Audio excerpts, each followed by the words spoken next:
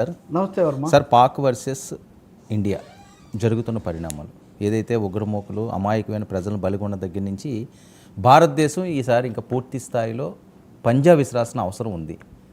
దౌత్యపరమైన అంశాలు లేకపోతే బుజ్జగించడమో లేకపోతే వాళ్ళు తప్పు చేశారో ఇలాంటివన్నీ మీరు చెప్పండి చేయండి. ఇది కాకుండా డైరెక్ట్ అటాక్ ముఖ్యంగా ఉగ్రమూకల్ని పూర్తిగా తొదముట్టించే దిశగా పాములు కదుపుతుంది అని.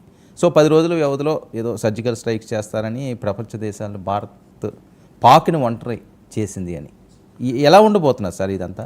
అంటే ఖచ్చితంగా ప్రధాని నరేంద్ర మోదీ నిన్న త్రివిధ దళాలు దళాధిపతులు, తర్వాత రక్షణ సలహాదారు, భద్రతా సలహాదారు అజిత్ దోవల్, తర్వాత రక్షణ మంత్రి రాజ్నాథ్ సింగ్ వీళ్ళతో సమావేశమైన తర్వాత వాళ్ళు కీలకమైన ఇన్పుట్ ఇచ్చారు. మీరే సమయం నిర్ణయించండి, మీరే టార్గెట్ నిర్ణయించండి, మీరే పద్ధతి కూడా నిర్ణయించండి అని సర్వాధికారాలు సైన్యానికి ఇచ్చారని. దీంట్లో 2 సంకేతాలు మనకు స్పష్టంగా కనిపిస్తున్నాయి. సరే, ఆర్మీ చీఫ్ జనరల్ ద్వివేది అంతకుముందు తిరిగి వచ్చారు. అలాగే ఆయన నౌకాదళాధిపతి వాళ్ళు కూడా మిసిలి అంతకుముందు పేల్చారు పరమీర్ ఆయన సింగ్, వైమానిక దళాధిపతి సింగ్ కానీ అలాగే వైస్ అడ్మిరల్ వీళ్ళు కానీ వీళ్ళందరూ ముగ్గురు కూడా ఇందులో ఉన్నారంటే అన్ని వైపుల నుంచి కూడా అష్టదిగ్బంధనంలో అనేది నడుస్తుంది అనేది మనకు స్పష్టమవుతుంది. సైన్యాధిపతులకు పూర్తి అధికారం ఇచ్చామంటే ఇంకా ప్రభుత్వ పాత్ర తర్వాత దానికి సంబంధించిన రాజకీయ నిర్ణయమే. వర్మ, చాలా స్పష్టంగా గతాన్ని పరిశీలించిన వాళ్ళకి తెలుస్తున్నది ఏంటంటే మోదీ ప్రకటన చేశారో లేదో పాకిస్తాన్ మంత్రి హడావుడి పడిపోతున్నాడు. 36 గంటల్లో దాడి చేస్తారు, 36 గంటల్లో దాడి చేస్తారు. ఎందుకు ఈ 36 గంటలు? మోదీ ఏం చెప్పలేదు కదా 36 గంటలని. సహజంగా భారతదేశం మేము చేయబోతున్నాం 36 గంటలు కనువిప్పు కలిగిస్తాం ఇలా అనాలి. భారత్ నుంచి రావాల్సినటువంటి ఏమనాలి హడావుడి కానీ లేకపోతే ఏర్పాట్లు కానీ పాకిస్తాన్ నుంచి ఎందుకు వస్తున్నాయంటే చాలా స్పష్టంగా యుద్ధాన్ని మించిన షాక్ ఏదో భారతదేశం ఇవ్వబోతుందని పాకిస్తాన్ భయపడుతుంది. గత 2 సార్లు కూడా అది పుల్వామా అయినప్పుడు బాల్కోట్ అయినప్పుడు కానీ ఉరి అయినప్పుడు కానీ 10 రోజుల లోపల భారతదేశం సర్జికల్ స్ట్రైక్స్ చేసింది. ఇప్పుడు మనం 22-23 అనుకుంటే అప్పటి నుంచి ఒక వారం అయింది. ఇంకో 3 రోజుల్లో భారతదేశం ఏదో చాలా తీవ్రమైన చర్య తీసుకుంటుందని. యుద్ధం అనే మాట, దానికి సంబంధించిన రాజకీయాలు లేదా అంతర్జాతీయమైనవి ఇవన్నీ లేకుండా ఉగ్రవాదాన్ని అంతం చేయడానికి ఏదైనా చేస్తామనే మాటలు మోదీ వాడడంలో కూడా చాలా రాజకీయ చాణక్యం ఉంది. ఒక అంతర్జాతీయ దౌత్యనీతి కూడా ఉంది. మేము ఉగ్రవాదాన్ని అణిచేస్తామని మీరు అందరూ చెప్తున్నారు కదా.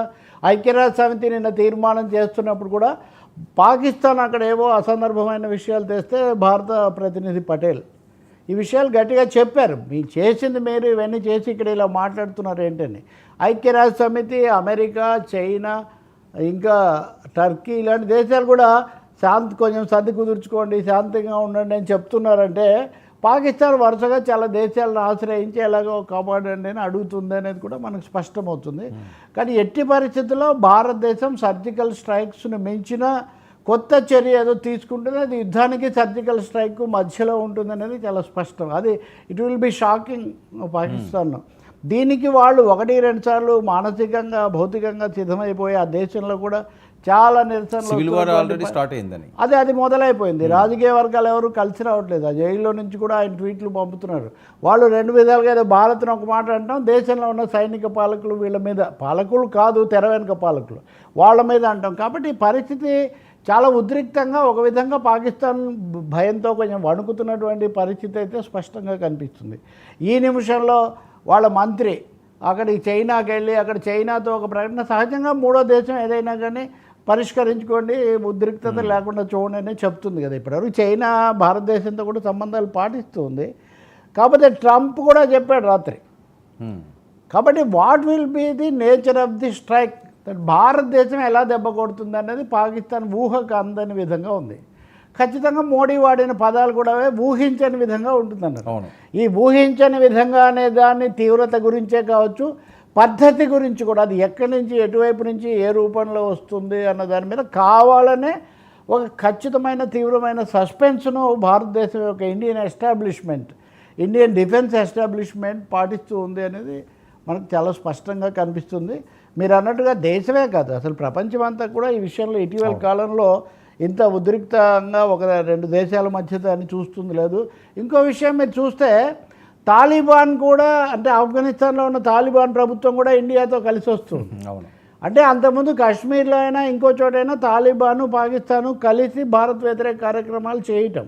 కానీ ఇప్పుడు తాలిబాన్ ప్రభుత్వం కూడా పాకిస్తాన్ చేసింది తప్పు అని చెప్పి భారతదేశంతో కలిసి వస్తుంటే కాబూలు ఢిల్లీ కనుక కలిస్తే పాకిస్తాన్ చాలా ఇరగాటంలో పడుతుంది. వాళ్ళు ప్రాక్సీ వార్ అంటారే, వీళ్ళని పెట్టుకొని ముసుగు యుద్ధం చేస్తూ వచ్చారు.